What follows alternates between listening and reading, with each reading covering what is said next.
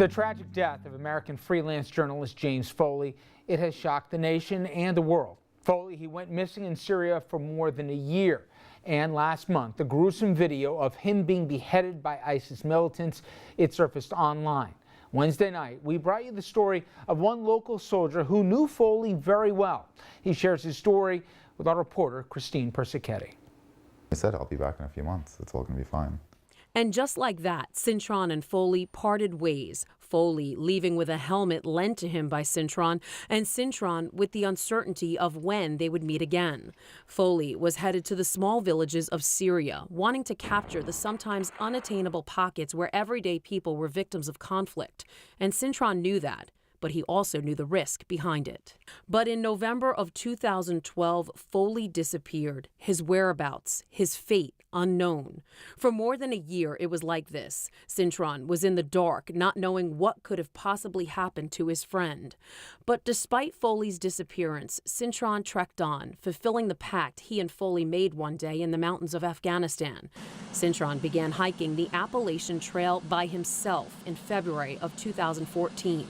But as grandiose as the idea sounded, Cintron's determination would fall by the wayside at times, wondering whether he should stop the trip altogether. But it does get monotonous at a certain point. It gets repetitive and mundane. So probably somewhere in Northern Virginia, I was thinking like, well, what am I proving just by walking 25 miles a day? You're cold, you're hungry, you're tired, your motivation is low. But I would always think about him in those times because he didn't even know. I never told him that I was about to do the Appalachian Trail. Always, my personal motivation was always like, well, if he was here with me, he definitely would push me to go one more day, one more week, one more mile. And he didn't. In late July, Cintron reached the end of the trail atop Mount Katahdin in Maine. But despite the accomplishment, it was Foley who was forefront in his mind. You know, when I got back home and I had access to a computer more readily, I would Google his name all the time. And you hear things like maybe they're going to release journalists over there once in a while. And his name was usually one of the first ones that came up. But there was just still no progress initially when I got home. Then came August. Over in the Middle East, a new threat had been terrorizing Iraq as well as parts of Syria for months. The Islamic State of Iraq and Syria, better known as ISIS, was looking to bring the entire Middle East under a regime of radical extremism through brutal measures of violence. In order to halt the spread of ISIS, the U.S. began bombing key locations that held ISIS supplies. However, it was what happened after the bombing that captured the world's attention. A good friend of mine called me and said, "I think you should come over on your way home from work." And he just looked at me for a few seconds, and he didn't want to tell me, but I had no idea what was going on. So he just handed me his laptop, and you know, it was open to an article about Foley. And when I initially saw it, I looked at it and just saw his name, and I assumed it was going to say that he was about to be released. So I didn't even keep reading the article. I stared at the title and I stared off and thinking like, wow, this is amazing. And my friend looked at me, but he just had a sad look about him. James Foley had been beheaded by an ISIS fighter, filmed and posted to the internet. The New York Times headline read, "Militant group says it killed American journalist in Syria." For Cintron, it was a confusing moment of emotion. So I think what made it a really hard blow was that I just spent all this time on the Appalachian Trail thinking about him and praying for him, and really honestly expecting him to come home not too soon after I got back.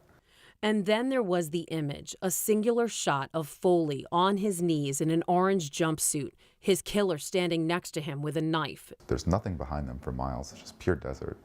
And I just remember thinking like, wow, he has to feel so alone out there. You know, there's no one there that he knows or that he loves. And here he is with his captors really in the middle of nowhere facing death. And I think that he knew that that was coming, but I mean, he's a very brave guy. I was just upset, just really upset, because I knew when he was with us in Afghanistan, if we even came close to anything like that happening, you know, we would protect him, we would help him. But I couldn't do anything from here. Foley is gone, and the nation is outraged. And while the world is searching for answers, Cintron is remembering Foley in the best way he can, as someone who was passionate about what he was doing, brave in the face of danger, and most importantly, a great friend. When I think of him, he was in these places just out of love. He loves without boundaries. You know, he doesn't see people as Afghanis or Iraqis or Libyans or Americans. He just sees people. And we wouldn't have these conflicts if people saw each other like Jim saw people.